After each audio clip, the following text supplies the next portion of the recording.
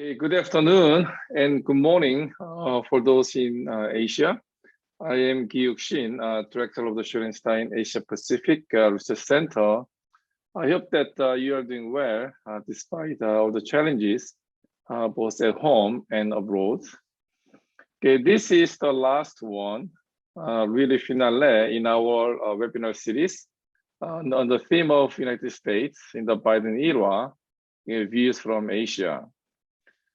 As you know, this quarter we are discussing how Asian countries perceive the United States under President Biden and what they expect regarding American politics and policy, from economic recovery from the pandemic to ongoing conflict with China to restoration of alliance, and what these perceptions and expectations can mean for US-Asian relations. So today our focus is on Japan. I am really happy to introduce my colleague, Professor Keio Izuka, who's in charge of our Japan program. So he will introduce our speakers and moderate today's panel. So once again, on behalf of the center, I'd like to welcome to our seminar and hope you'll enjoy the panel discussion. I also hope that we can visit Japan to watch Olympics in the summer. Thank you, and now Keio. Thank you very much, Keio, for the kind introduction and for setting up the webinar. And thank you everyone for joining us for the APAC webinar entitled The Election, the Riot, and the New President, Japanese Views on the Transition from Trump to Biden. As the title suggests, this webinar focuses on how views on American politics have evolved in Japan in the last several years, as American politics have undergone various twists and turns, to say the least, in the transition from the Trump administration to the Biden administration. There are a number of important questions to be asked. How was the transitional power from Trump to Biden, which was disrupted by misinformation campaigns, recounts, and most notably the January 6th Capitol riot, perceived in Japan? And has it undermined respect for American democracy among Japanese? Is it true that President Trump continues to be very popular in Japan and that non-negligible segments of Japanese population buy into QAnon type of conspiracy theories? And if so, why? What is their perception of President Biden after 100+ days in office? And was the Suga-Biden summit in April seen as a success as the two leaders form a new relationship that would shape the US-Japan relations in the coming months and potential years? And how do views on all these issues vary across different segments of Japanese population, young and old, women and men, educated and less educated, rich and poor, and so on? And we have two fantastic speakers from Japan to tackle all these challenging questions. They both follow American politics closely from Japan and have their finger on the pulse of the Japanese public, media, and policymakers. And I'm delighted to introduce them now. Our first speaker is Keiko Iizuka, who is a senior political writer and editorial writer at the Yomiuri Shimbun, Japanese newspaper with the largest circulation number, not just in Japan, but in the world, with a circulation of roughly 8 million copies daily. In the last couple of years, she has become even more visible and influential as she has been a lead commentator for the nightly TV news program News in Depth, Shinso News in Japanese, where she has been dropping her deep knowledge about international relations, especially on Japan-US relations, the Indo-Pacific region, and European affairs. She has extensive international experiences, particularly in the US and UK, having been a visiting fellow at the Brookings Institution and Washington Bureau Chief with Yomiuri Shimbun, and having been posted twice in London as correspondent, most recently up until 2019. She has also held several other important positions at the paper, including chief editor for International News Department and chief political correspondent at the Prime Minister's Office of Japan.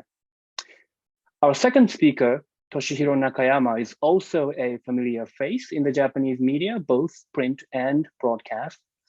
He's a professor of American politics and foreign policy at the Faculty of Policy Management at Keio University, and is also a senior adjunct fellow at the Japan Institute of International Affairs, a leading think tank in Japan.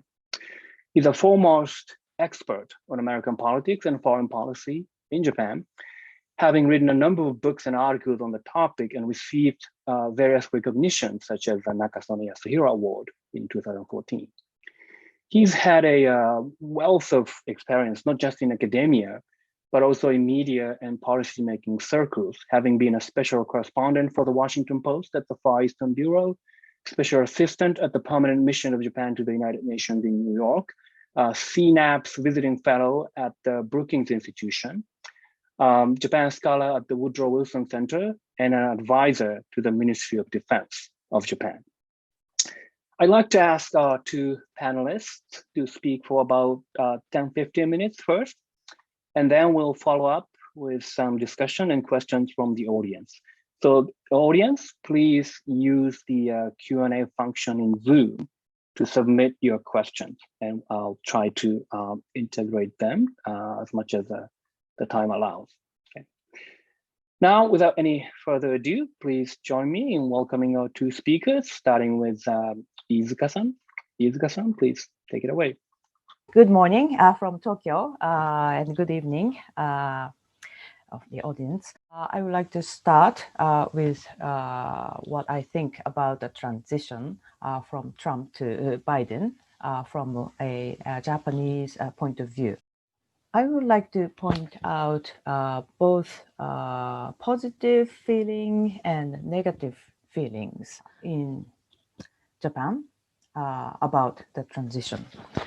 The positive view about the transition from Trump to Biden is that Biden focuses on, of course, on alliances. He put so much emphasis on alliance, the importance of alliances, and he promises that he would never go unilaterally against China and other international issues. And that, I think, assured, I think that relaxed the Japanese side to be very simple, to put it very simply. I will later touch on the complexity of how the importance of alliance is taken, or I think it poses some stresses and pressure on Japanese side nowadays. But at first, it gave a relaxation on Japanese side that Biden thinks alliances are important. But the negative, or maybe what makes Japanese side a little bit insecure, I think there are two aspects. One is that if Biden thinks the alliance is very important and he promises that he consults with allies in order to tackle with maybe China issue or North Korean issue on Asian domain, perhaps Japan will be asked to bear some burden, or the Japan is going to be asked to share some burden in order to maintain or promote the strength of alliances. So Japan is, of course, ready, but I think, in my view, Japanese side is somewhat bracing itself for what is going to be asked by Biden administration in terms of policy, or maybe in terms of maybe military burden sharing. And second, insecurity about Biden administration is that although Biden Biden administration tries to assure Japanese, or maybe alliances side, that maybe Japan tries to assure Japan that alliance is important vis-a-vis China. Is it really ironclad?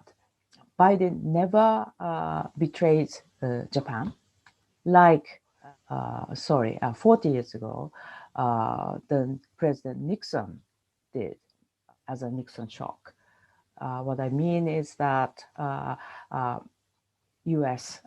Broke tie with Taiwan and made a diplomatic relations, built a diplomatic relationship with China, which really surprised or frightened Japan at those times. Of course, it's not that relations. It is not the matter of diplomatic relationship like nowadays. Today, it is not about the diplomatic relationship, but is it going to continue that on the Japanese side that there's some insecurity that is the U.S. Really going to continue go like this, meaning that very very confrontational to against China in every aspect. If Japan is going to go along with U.S. Side by side, is that really isn't there any chance of betrayal by the U.S. to make friends with China, and then Japan might be left out. So I think the second insecurity that I mentioned right now is not a widespread feeling, but some policymakers and I think the politicians mention. And I think even myself sometimes wonder, although that this U.S.-Japan alliance is really strong, and I think quite affirmed that this is a bilateral, the very strong bilateral alliance, but I'm not. I sometimes wonder if the U.S. is going to be 100% reliable. That is the two insecurities. One important element about this feeling is that it's all related with the rise of China, basically. So Japan is going to be for at least during the Biden administration, Japan is always going to be forced to position itself between U.S. and China. That's for sure. And sometimes I feel that Japan should have some room or space to position itself vis-a-vis the U.S.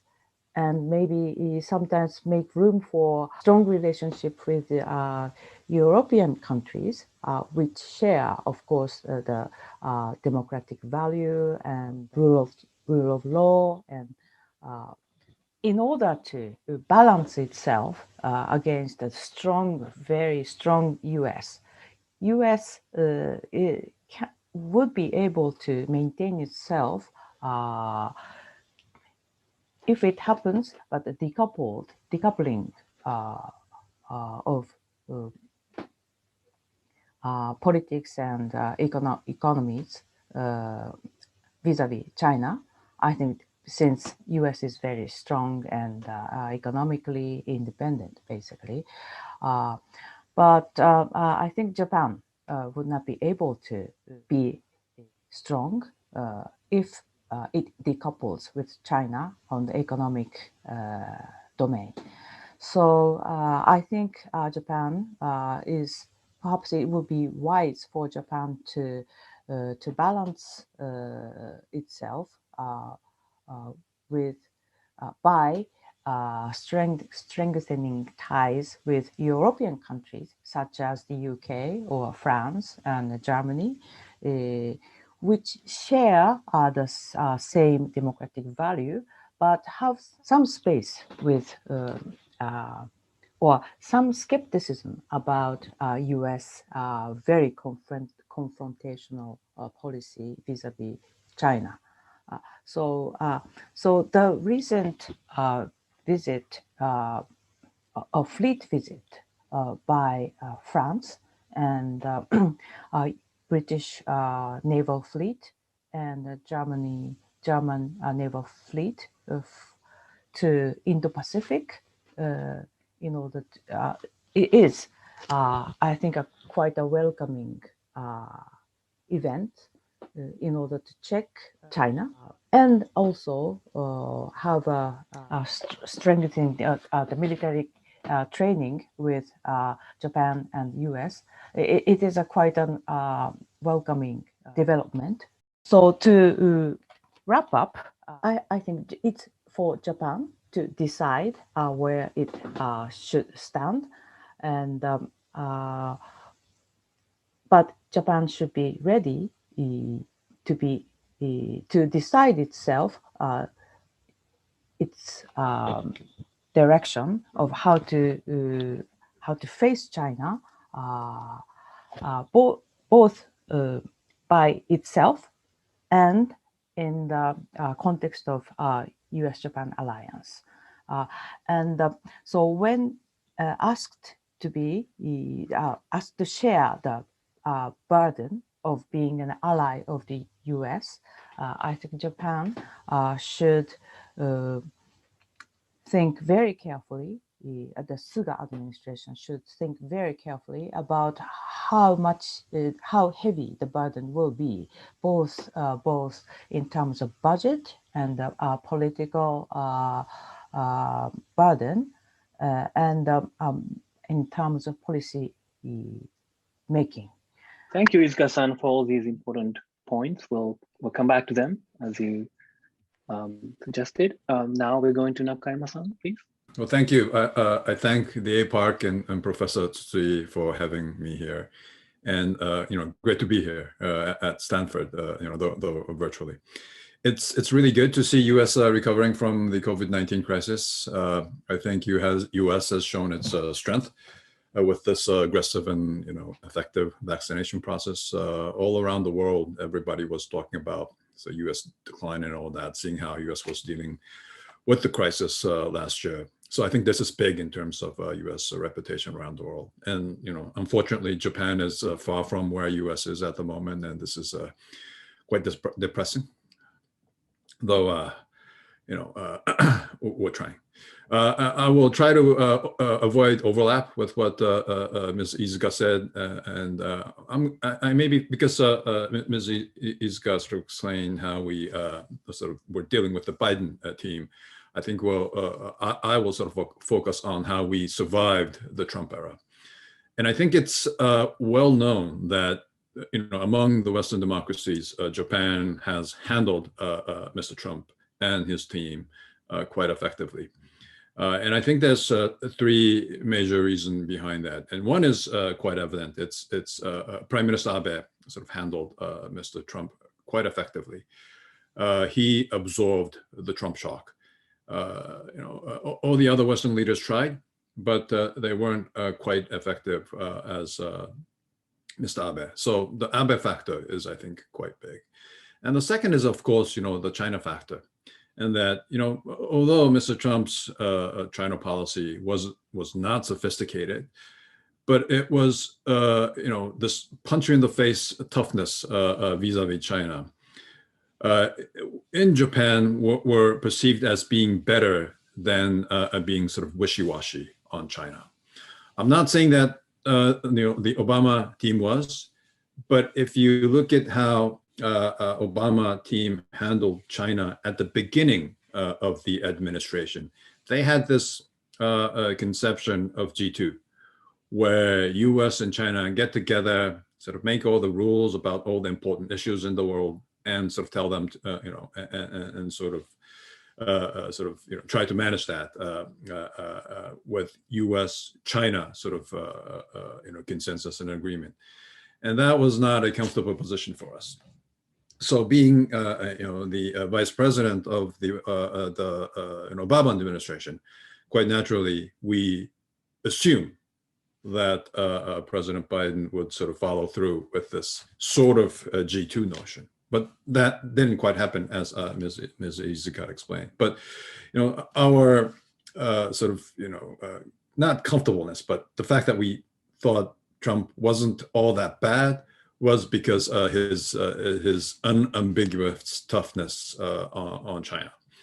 And the third element, the third reason why we were okay with Mr. Trump was that, compared to other Western democracies like UK, Germany, and France, where there was a movement that sort of resonated with the Trump phenomena within their own countries, right? In UK, there was the Brexit. In France, there's the populist nationalist movement, sort of centered around Ms. Le Pen. And in Germany, you had this AfD, the Alternative for Deutschland, which is, sometimes it is being portrayed as sympathetic to sort of the neo-Nazi movement, right? And you had those political social movement challenging the establishment, and they were resonating with the Trump phenomenon. So it was easy for people in Western Europe to see Trump phenomena as a challenge to democracy. But in Japan, you saw none of that. And back in the 2000s, people were talking about sort of dangerous rise of nationalism in Japan, but that didn't quite happen.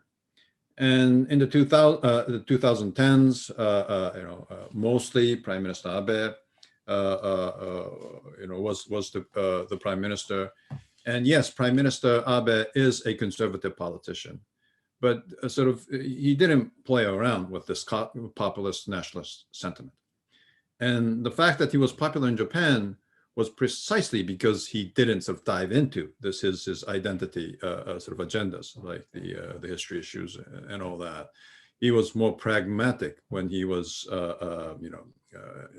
establishing his agenda and handling the issues. So because we lacked this rise of populist nationalist sentiment in Japan, we didn't quite see the dangers of Mr. Trump as many people and leaders in Western Europe saw.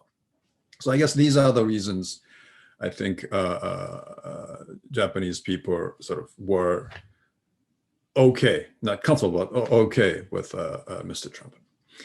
And during the election, there was an odd, strange phenomena in Japan that sort of the QAnon conspiracy theory sort of, I wouldn't say it was influential, but you saw that on social medias, right? And one of the questions that Professor Tsutsui sort of gave us is that, what was that? Why did sort of the QAnon conspiracy resonated in Japan? There's even a specific term for it, J-anon, right? The Japanese version of QAnon. It almost disappeared, but sort of thinking back, what kind of phenomena was that? For instance, Yomiuri sort of Shimbun, the Yomiuri newspaper, is I would say, a conservative, moderate mainstream in Japan. But there is a alternative conservative media in Japan, which is totally skeptical about the establishment media. And, they don't print newspapers, they don't have a channel on TV, but they're visible on the internet, right? On YouTube, using Twitter accounts and all that. So in that sphere, somehow as a challenge to the establishment media, they sort of played around with this QAnon to sort of challenge what the establishment media is saying. So I don't think the sole purpose of QAnon was really to support Mr. Trump himself, but to challenge the establishment media within Japan. So that was kind of a interesting phenomenon, I would say. And in terms of how we perceive the change from Mr. Trump to Mr. Biden, I think Ms. Izuka sort of explained it quite effectively. But generally, there was skepticism about Mr. Biden precisely because of how he would handle China. But as it turns out, starting from the mid-March, the Biden team's sort of forward-leaning, you could even say an aggressive position stance of China was a pleasant surprise for many of the Japanese. Right? The Biden team's China policy is no doubt way more sophisticated than the Mr. Trump's sort of toughness on China. It's not about the U.S. Sort of fighting China one-on-one, right?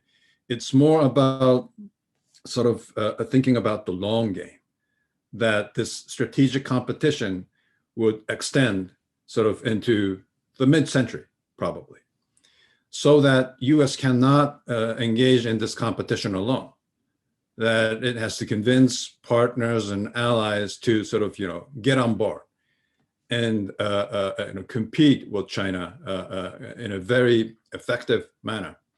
But it's not about confrontation, right? It's about avoiding confrontation, but accepting the sort of the structural competition between not just U.S. China, but China and the countries that would sort of uphold, open, liberal, and rule-based international order. Right? About Prime Minister sort of Suga's visit to Washington in April, it was covered extensively. I think it was a very successful visit. But I think the difference between the Abe-Trump relation and Suga-Biden sort of relations was quite clear. During the Abe sort of Trump period, I think the relations depended on this personal chemistry, right? And so precisely because of that, it had to be Prime Minister Abe, because there was some sort of chemistry between the two. But between Prime Minister Suga and Biden, you don't need those chemistries, because I think US realizes the structural importance of Japan. Right? And US-Japan relations was always very important for both countries. Maybe it was more important for Japan, but now I think it is as important for the United States, right? Because I think Biden team has sort of expressed quite clearly that the most important issue for the US in the coming years is the strategic competition with China. And if that it is so, and precisely because US not physically located in the Western Pacific and in the Pacific, you need a good partner, right? And yes, US has a good partner in the Western Pacific. But of those, reliable partners and alliances, it's quite clear that Japan is the most reliable partner because of the bases we host and because of the missions of US forces in Japan. It has a regional focus. And the fact that Japan is a stable democracy, a mature democracy, and the fact that there is no a sort of visible anti-US sentiment. In fact, it's very welcoming to the US. So there are worries, as Ms. Iizuka sort of laid out. But in general, I think US-Japan relation is sort of upheld by sort of the structural reasons. Therefore, you don't have to rely on personal chemistries. So that change, I think, was significant. The worries there are, US could change. Ms. Iizuka mentioned about the Nixon shock. Whether US is really prepared to engage in a tough, long game with China, that's a question. But as of now, I think US-Japan relations is at a pretty good condition. And I think the Biden team and the Suga team on the Japanese side has managed this rocky period of the transition. So I'll end here. Thank you very much. Thank you, Nakayama-san, and thank you both for covering a lot of ground. I'd like to start by picking up on the point that Iizuka-san made about the persistent concern that despite everything that's going well, that has gone well so far between Suga and Biden, there is this concern that the Biden administration will turn softer on China, or perhaps revert back to this sort of G2 idea, kind of grand bargain with China. And there's a question from the audience about this as well, so I'd like to integrate them. And I think if you could speak to a little bit of the historical context in which this perception continues. Izuka-san mentioned the Nixon shock. That's some 40 some years ago, 50 years ago. And it still kind of resonates among some Japanese policymakers. And there is this, I think, unfounded perception that the Democratic Party in the US is generally less friendly to Japan than the Republican Party. And that also seems to persist. So, and the question from the audience is from Perry Bloom, what can the Biden administration do to give Japan more confidence in the Biden administration continuing to take a tough stance on competition with China, when Biden has given pretty much everything that Japan asked for in terms of the security domain? So the question is, what else can Biden do to give the Suga administration and the Japanese public in general more confidence that it will not turn on China issue? Izuka-san, can you come back on? Thank you for a great question, and I was really impressed with Professor Nakayama's very elaborated and effective explanation of how the Japanese on the Japanese atmosphere and policy community, and one thing Professor Tsutsui just mentioned about the concern or how to reassure more on the Japanese side. How could Biden administration do more to reassure Japan on the Japanese side? I think perhaps it's not on the Biden side at this moment to do more. But I think it's on the Japanese side to get more prepared to promote this alliance. I think it's the Japan is now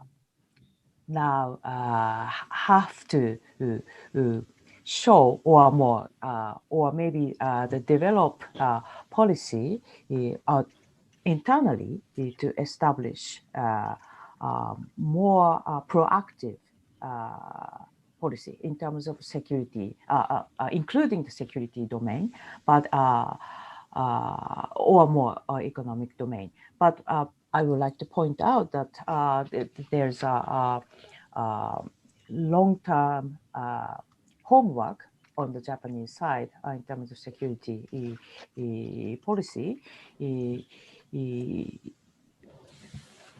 where how the self-defense forces should do to contribute to the stability of maybe Taiwan Strait. I think there's some more to be done on the policy side, and in terms of legislature, there are more to be discussed. Namely, how could self-defense forces to or whether or not self-defense forces should be get involved in case of crisis in the Taiwan Strait, and if it should, if they should, how? And before that, I think that there should be a more policy discussion, including the constitutional issue. So I think Biden administration so far has gave on the Japanese side so much assurance, and as Professor Nakayama said, that the pleasant surprise I think. I think it was a rocket start, and on the Japanese side, there was this is what we wanted to hear. We have been wanted. We have wanted to hear for so many years, maybe about past decade, and maybe even before Trump. I think we wished Obama could have assured more, and then now we hear all these assurances from the U.S. And so I think it's so I would like to reiterate that it's on the Japanese side to decide, to get prepared to contribute or to participate more in order to contribute to this stability of the region. I'll stop here. Can I just add a word to that? I basically agree with everything what Ms. Iizuka said. The burden is on our side. And, we were pleasantly surprised with, the Quad and 2+2 and Suga's visit. The fact that U.S. said that, the China issue is the most important issue in the G7 fora and all that. That was, all a pleasant surprise. But having said that, there are worries that, having a sophisticated foreign policy, of course, it's much better than having none, but that doesn't guarantee a good execution, right? So now you have a very good design, but the question that we have is, can you really execute that? And also, like the recent crisis in Gaza, right? The U.S. is trying to sort of pull out from the Middle East, but it's like they're being grabbed from behind. And also, the condition in which the Biden team had to focus on this term middle-class diplomacy, that may constrain from behind, right? Despite the fact that Biden team is trying to maintain its internationalist outlook, that U.S. sort of body politic and American people will try to sort of constrain him from behind. So those are the sort of the structural worrying factor. But this is not specific to Democrats. And we do understand what's happening within the Republican Party. It's a chaos and it's a mess, right? So I wouldn't say that today that Japanese people relies more on the GOP. I don't think it's a fact anymore. We're convinced by the Biden team, but we have doubts about whether the Biden team can really execute the sophisticated policy that they've elaborated. I just want to note that Andrew Oros commented and asked a question that's very similar to what I just posed, and noting that when we worry about a Nixon shock or a return of a Nixon shock type moment, we need to note that Nixon was indeed a Republican, right? So there's this this notion of Republicans being friendly to Japan. There has to be more debunking of that.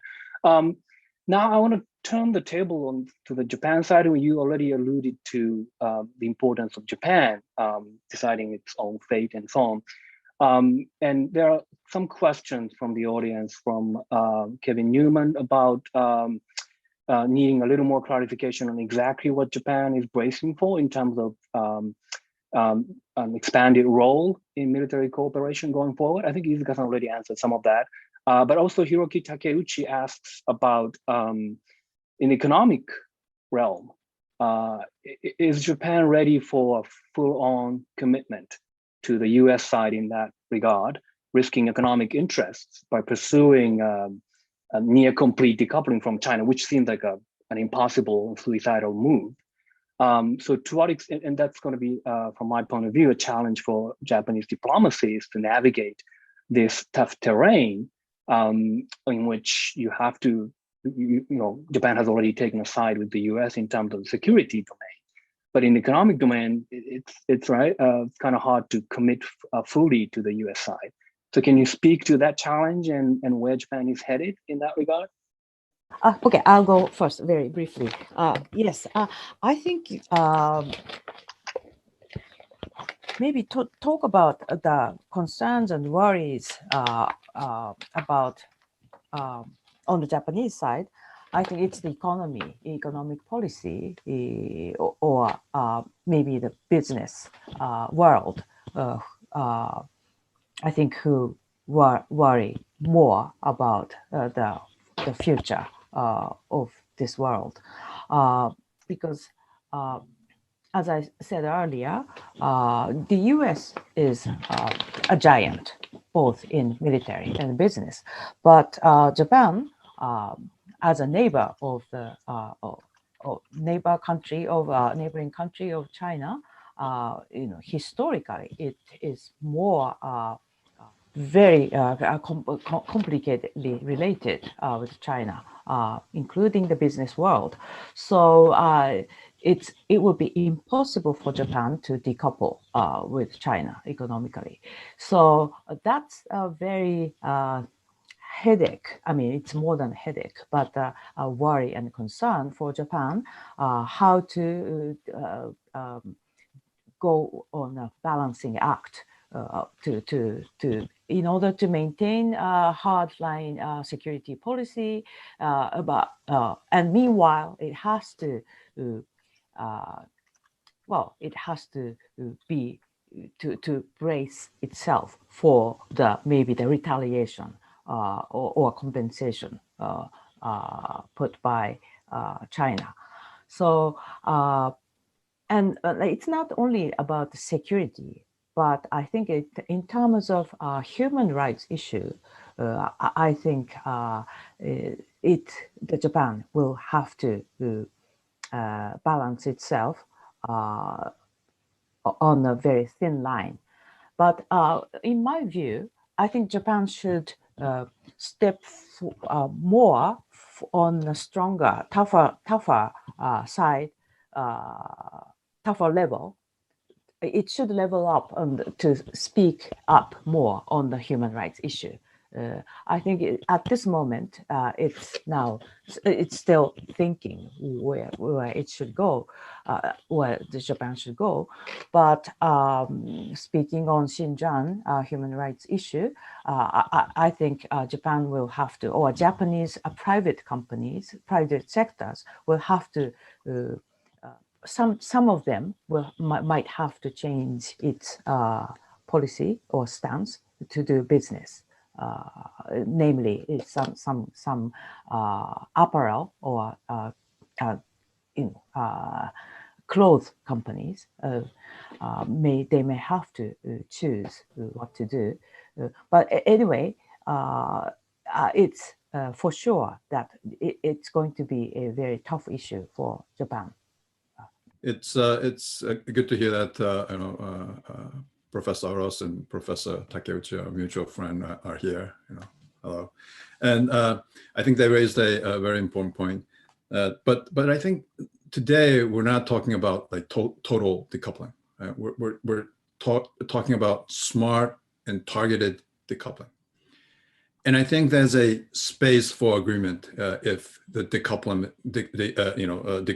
is designed in that way, because even the Japanese business community do realize it's going to be a difficult sort of a discussion, but the Japanese business community now realizes the structural dangers in relying on total China. On China totally. So I think there's a space for agreement on that. It's kind of unfortunate that, and I talked about the constraint of the condition where Biden team had to sort of come out with this conception of middle class foreign policy, and TPP is nowhere to be seen as an important agenda to tackle with. And these days we're so focused on the kinetic sort of competition between China. We're talking about South China Sea, East China Sea, Taiwan Straits, but no doubt those are important. But as important as those issues are about rule making, the competition about rule making in the Asia Pacific and Indo-Pacific, and TPP is at the foundation of that. Right? It's not just a free trade agreement. It's about upholding liberal and rule-based international order in this region. And the fact that US is absent from that is a big missing piece, I think. So it's like I said, the fact that US is forward leaning on Quad and the alliance management, that's all good. But US has to be back on that trade rule-making front, because that is the foundation of rule-making in our region. There are a few questions about Prime Minister Suga and declining popularity approval rating for him in recent weeks and months. Dan Smith asks, so we talk about the view from Japan. We often talk about a view of the LDP in terms of policymakers, and also LDP supporters in terms of the public. But how much diversity is there in the way Japanese think about American politics and US-Japan relations when you take into account non-LDP supporters or non-LDP politicians and what their role might be? And again, Takeuchi-san asks about September or October election, or September election for LDP, and then before October there has to be a House election and House of Representatives election. And if for some reason Suga has to step down, would it lead to concern among the United States that Japan is back to the time when prime minister changes every year, and domestic instability leads to sort of foreign policy instability? How worried, how concerned should we be about that scenario? If you can speak to those couple of questions. One thing for sure, well, not for sure, but perhaps likely scenario for this fall political event, we will going to definitely have a general election by the end of by mid-October. And so, of course, our focus, domestic political focus, is now how the LDP, the ruling party, will win or lose. And the general view is that the LDP will not lose, basically, because the opposition parties are very weak. I mean, so it's not because the LDP is doing very well. It's sort of relatively doing well, the Suga administration. And but in terms of COVID issue, how the government administration is tackling, handling this COVID, the popularity rate is, the public does not say, Mr. Suga, you are doing very well. I mean, they are not saying, the approval rate is very low about his performance on how well he's doing this job. But as I said, because opposition parties are not doing very well at all, I think the LDP would win, sort of mildly win. So it's the matter of how many seats they will lose, considering the big victory the Abe administration had that in the last election. It's the matter of how to minimize the defeat seats, the losing seats. So I think the LDP will mildly win the election, but and perhaps the Suga, it's quite likely that Suga will going to continue. There's always a possibility of incidents or the happenings, but the reason why I say that Suga, it's likely that Suga will Suga will continue. There are rival competitors. Always there are competitors in the LDP, and the Kono or Koizumi, the regular newcomers, and maybe the current foreign minister Motegi might be a competitor as well. But and there's some talks quite recently that Abe might be coming back, which Abe completely rejects. I mean, he does not. He would say he will never run again, but there's some expectations rising, considering how unpopular Suga's COVID policy is. But my assumption is that I think in my view that Suga will continue, and maybe will. He is now trying to. He started this administration last September to be just a relief pitcher, like in baseball, but now he is getting a lot of confidence despite of his continued mishandling of this COVID policy. He is said to have gotten so much confidence, quite ironically, that because of this U.S.-Japan alliance, strengthening of the U.S. Alliance foreign policy on the foreign policy side, it's quite a success for him. So I think he is now prepared he himself is now prepared to run or to continue. And public, despite of his unpopularity on the COVID handling, public is not too much against him, the Japanese public, as of here. I think his unpopularity at the moment is because is a result of how he had dealt with the COVID-19 crisis. And it's not that there's a better alternative, right? And I think people see the structural reason why Japan is handling the COVID-19. Well, I wouldn't say ineffectively, but in terms of this vaccination process, it's definitely slow, right? So people are frustrated with that. And the fact that this opposition party is not a viable sort of, people don't see it as a viable ruling party, makes a Suga still a top runner. And you don't see a serious challenge within the LDP either. So I agree with Izuka-san's sort of conclusion that probably, though there is no enthusiastic support towards Mr. Suga, I think he would sort of continue on.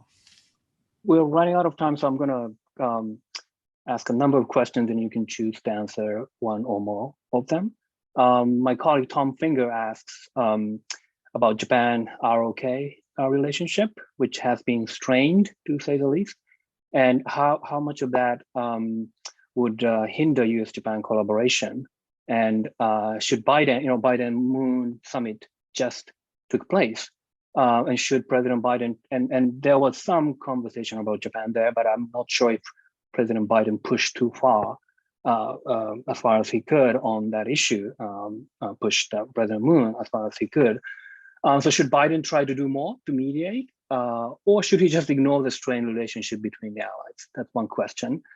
An interesting question from Russ Deming. What is the reaction to the likely nomination of Rahm Emanuel as ambassador? I know Nakayama-san is disappointed that it's not Cindy McCain, but you can comment on that. And a rather blunt question from Ravinder Agarwal.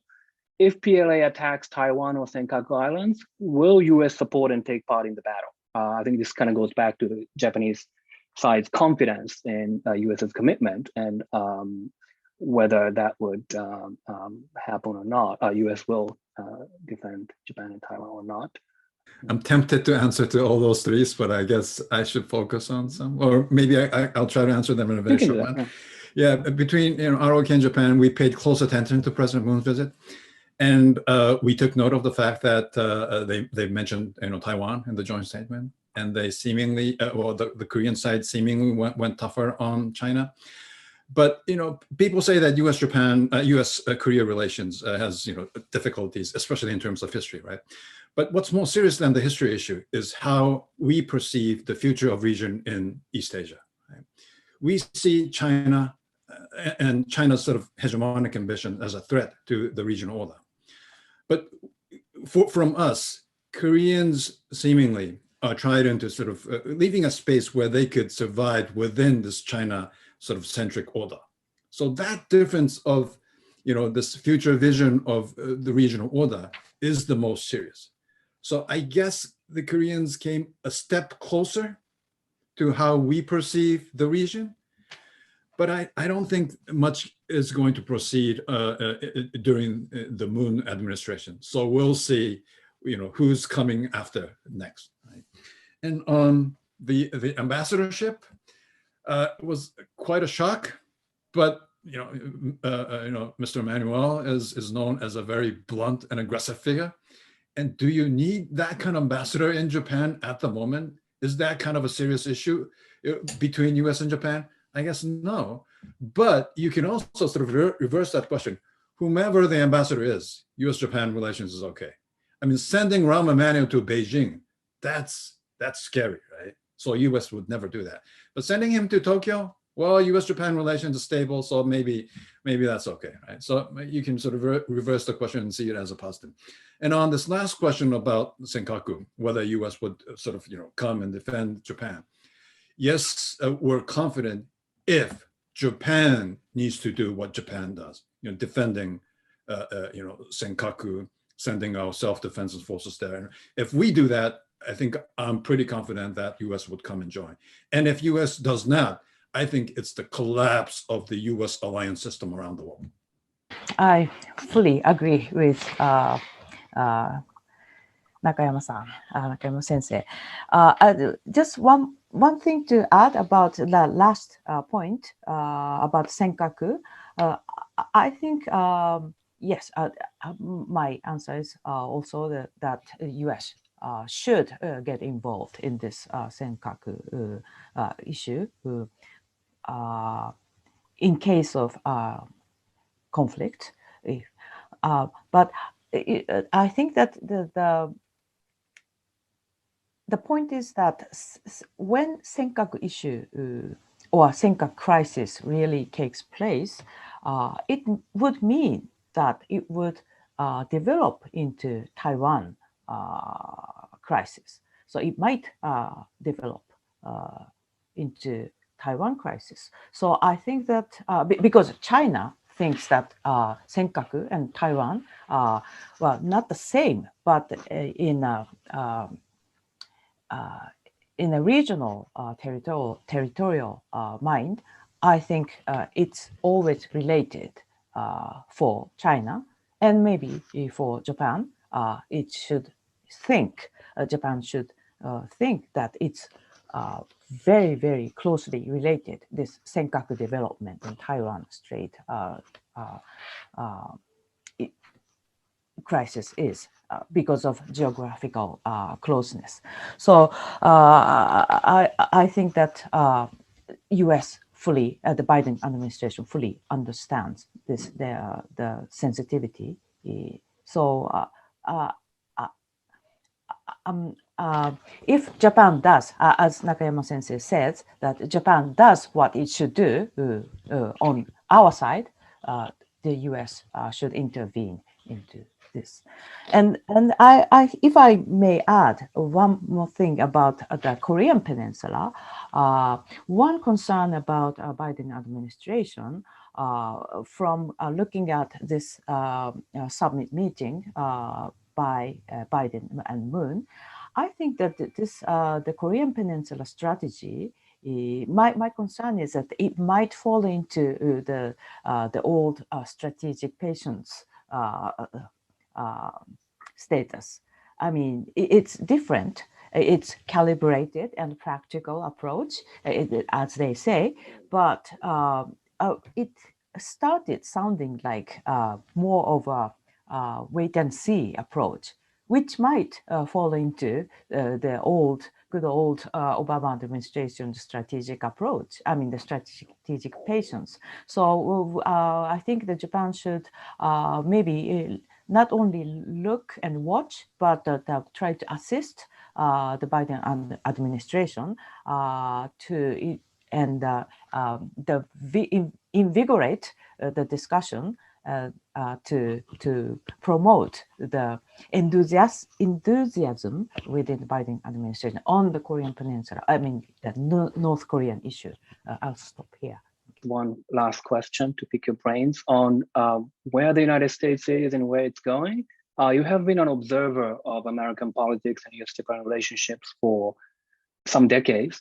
And relative to, compared to where you started, when you started observing the United States and US-Japan relations, if you could put things into historical context, as as the United States went through one of the most tumultuous periods in its history, where is American politics today? And where is American leadership today? And where might it go in the coming years and decades? I know this is a kind of vague, broad question, but if you could comment on that, drawing on your experiences and expertise from the past, and make that your concluding remark, that would be great. Okay, I'll go first, very briefly. I think that U.S. should go back to taking leadership in the world, as Mr. Biden promises to say so. The U.S. is back, but I think not independently, as he says. I think that Japan and the alliances in Europe, allies in Europe, should support. And I think it is very important, as this maybe at this juncture of the new international order is being generated or shaped at this moment. It's a world of, as Mr. Biden says, it's maybe a world of democracy and autocratic, it's a democracy vis-a-vis autocratic states. And I'm not sure if it's going to be that simple, but it's for everyone everyone understands that it's a very new challenge, and the world order is being it is a time of international new order is being shaped, so that the allies should support or maybe go in line with US. So and Japan should be able to be more proactive to propose new policies, not new policies, but original policies to support that role of the United States in this new world. I'll stop here. Well, that's a big question, and it's difficult to summarize in a couple of minutes. But domestically, I think I mean ideologically, America is at a drift to a certain degree. If you look at what's going on the sort of the conservative side, you don't even know what conservatism is anymore. Right? This notion of Reaganite conservatism has almost disappeared, and this ideological mess on the Republican side is a huge worry. But also on the sort of the Democratic side, you see some sort of excess of what some people call it a cancel culture, right? Or this this fundamentalist sort of outlook on treating diversity, right? Diversity in itself is a welcome. It's an important issue, but excess of something decent could be something very dangerous as well, right? So we see a sign of that, and that's a huge worry, because it's undermining the American consensus. And that would have sort of a foreign policy implication as well. And this internationalism is no doubt not as viable as before, right? So the structural sort of reason that brought about Trump phenomena is still there, despite what Mr. Biden is saying. So that is a huge worry. And it's not something that you can fix it in a day or two. But our hope is that somehow if U.S. can come out with a convincing internationalism that would make sense to the American people as well, we can start sort of re-trusting American internationalism again. And I hope American leadership would bring America into that direction.